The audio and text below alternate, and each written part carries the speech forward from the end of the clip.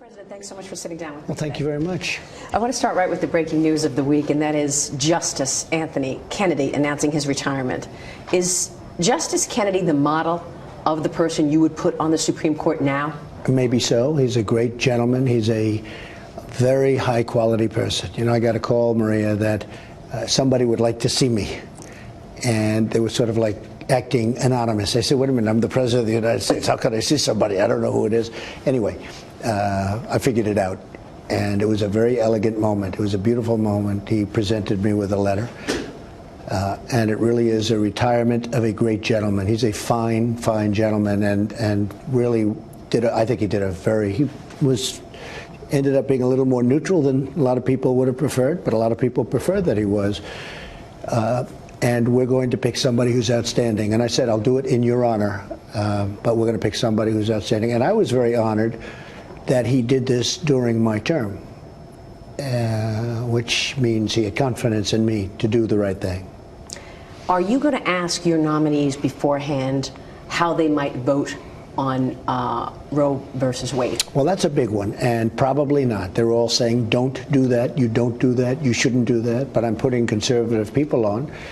And I'm very proud of Neil Gorsuch. He has been outstanding. His opinions are, you know, is so well written, so brilliant.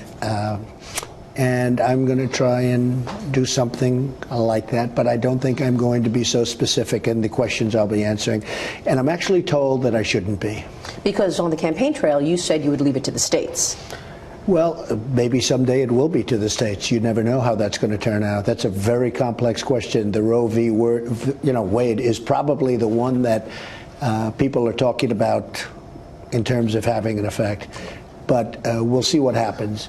But it could very well end up with states at some point. And do you think you'll be able to get your nominee in place before the midterm elections? I think it's going to go very quickly. I think we're going to have a lot of support. I think we're going to have support from Democrats. Frankly, I think if it's the right person, I'm going to pick the right person. I'm going to pick somebody that's outstanding. And everybody on that list is outstanding, but I'm going to pick somebody who's outstanding. And I think, yes, I think we will go very quickly. I actually believe that. A lot of people think it's going to be a very, it's probably going to be vicious because the other side, all they can do is obstruct and resist. You know, the whole thing is resist. But, and maybe someday we'll be able to get along with the other side. I don't know. But right now it's only resist. That's all they want to do is stop things from happening. So they're going to try very hard. But I think it's going to go actually very quickly if I pick the right person. Mr. President, here we are 6 months after you signed into law a historic tax reform package, first time in 30 years. Has the effect been what you expected? Well, I think there's a double effect. The tax cuts have been incredible, and reform, don't forget, but tax cuts have been incredible. And the rollback in regulations. But I think the big thing, I actually think maybe, at least initially speaking, because it's been earlier, it took place quicker, the regulation rollback has been the biggest ever in the history of our country. No president, even during full terms, has cut back anywhere near what I've done. And we have more to do. Now, we're going to have regulation. We're going to have clean water. We're going to have, you know, clean air. We're going to have the cleanest water, cleanest air.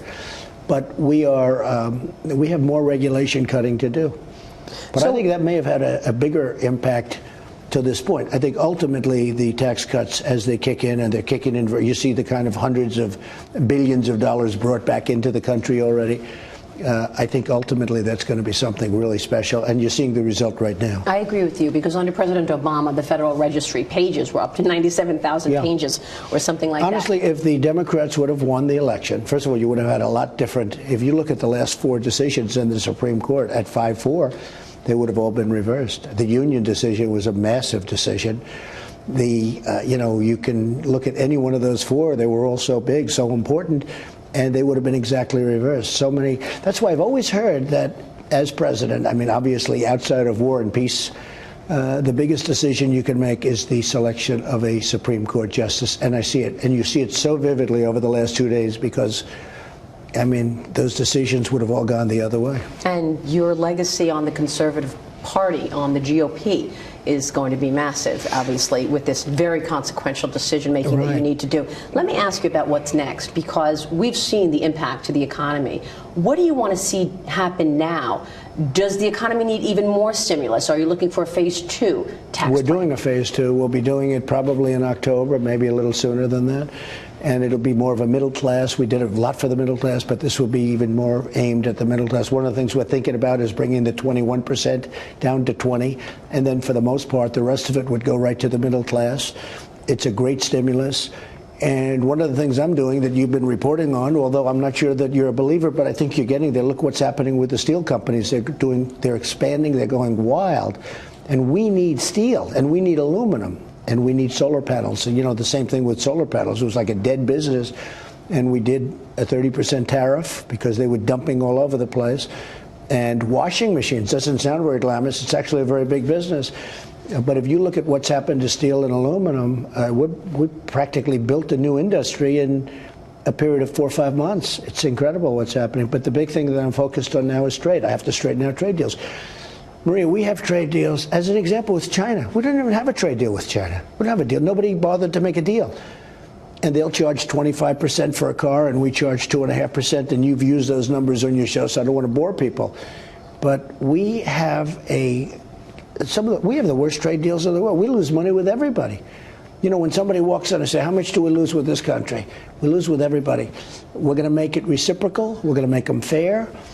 And I will tell you that you don't know about this, but every country is calling every day saying, let's make a deal, let's make a deal. It's going to all work out. And the markets feel like they're trusting you at this point. I think they trust me, and the farmers trust me. They do. Don't forget, the farmers, and I won all the farmers. I won that whole, you look at a map, it's got a little blue on the outside, everything else is red, and it's beautiful color red. But I have to say that if you look at what's happened with farms, over 15 years, it's just a steady decline. Over the last 5, I've been here a year and a half. Over the last 5 years, they've been very bad years for farms and farmers. I said, we have to change that. And one of the reasons is because they have barriers. These aren't even economic barriers, although in Canada's case, 275% tariff for dairy. That's not fair. So when would you expect your most significant deal? Well, I already pretty much finished the deal with South Korea. It was a terrible deal. Remember, it was going to produce 200,000 jobs, and they were right. For South Korea, not for us. That was a Hillary Clinton special. That's done. NAFTA, I could sign it tomorrow, but I'm not happy with it. I want to make it more fair. Okay, I want to make. You can't do NAFTA before the midterms. I want to wait till after the election. You're going to have an election. It's going to be very interesting. I have a feeling he's going to be fine. And the reason is because if they're not fine, I'm going to tax their cars coming into America. And that's the big one. You know, the cars are the big one. We could talk steel, we could talk everything. The big thing is the cars. A major lobbying group for the auto industry says that your administration's threatened 25% tariff on all imported vehicles will amount to $45 billion in taxes on consumers and wipe out any benefits of the tax cut plan for low and middle income Americans. Well, actually, it's 20%. Tell them to get their numbers right. Look, Maria, what's going to really happen? There's going to be no tax. You know why? They're going to build their cars in America. They're going to make them here. We bring in millions and millions of cars a year. We charge 2.5%.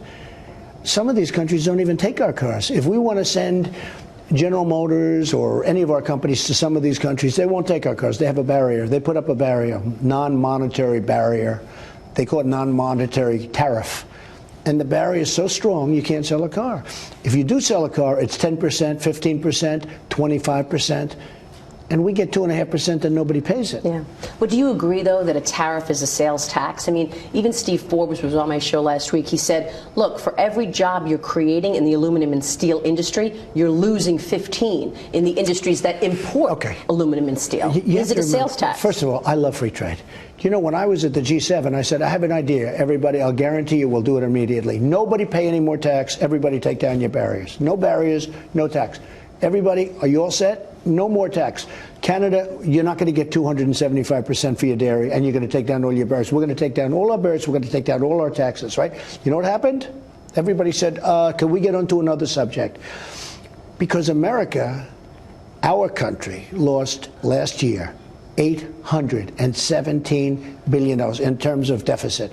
We had a trade deficit, Maria, of $817 billion with a B dollars last year. Before that, it was 800.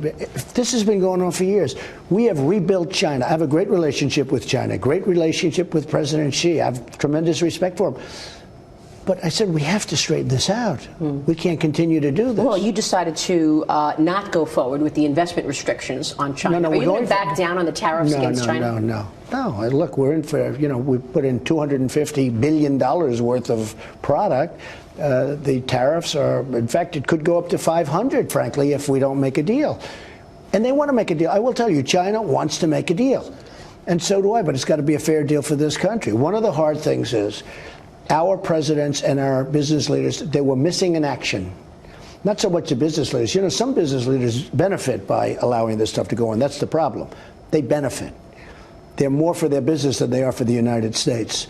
I had a great company, the head of a great company, come up to me. He's very seriously affected by the tariffs. He said, Mr. President, it's not good for me right now. Ultimately, it is, but you're doing the right thing on tariffs. Well, you're doing the right thing on pushing back on China as well. Most people understand that they've been stealing from us for decades. Right. But you didn't go forward with this ban on Chinese nationals acquiring a 25% stake in American companies that are in this China 2025. Yeah. But now people want to know, how are you going to protect American innovation, technology, the crown jewels? So we're doing it through CFIUS, we're doing it through different things. But what I didn't like is pinpointing China, because it's not fair. I get along with China. I like the president. He's president for life. We can call him the king, right? But I like the president. I didn't like pinpointing China. I don't think it's fair, because they're not the only ones. Now, they're bigger and stronger, and frankly, they do it more, and they're probably a bigger violator. But it's other countries, too. And I wanted to go worldwide, and we are doing that. So actually what I'm doing is a very similar thing, but I want it to pertain to everybody. So you mean China can't do it, but other countries can. Now, I know China, and I know how smart they are. They'll send their people into other countries and do it through other countries, and they'll just go through an extra process. That's why you had to do it on everybody, even our friends. I want everybody to do it. Same thing with the tariffs on the steel. If we don't have it on everybody, then what happens is they put it through these other countries that don't have it, and you're wasting a lot of time.